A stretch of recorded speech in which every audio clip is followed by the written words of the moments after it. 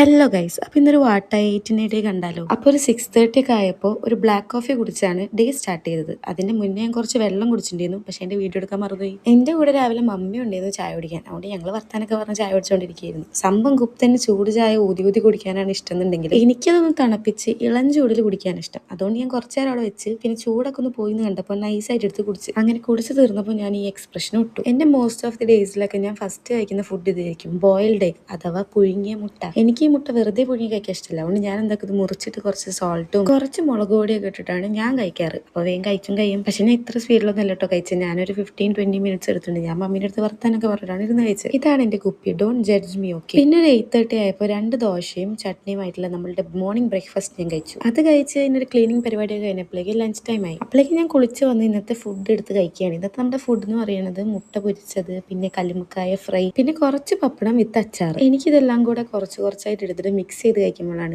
ഒരു ഫീൽ കിട്ടുള്ളൂ. പിന്നെ ഞാൻ ഉറങ്ങിപ്പോയതുകൊണ്ട് എനിക്ക് ഈവനിങ് ചായ മിസ്സായി. പിന്നെ night parotta with pepper beef and 65 കഴിച്ച് ഞാൻ ഇന്നത്തെ തീറ്റ നിർത്തി.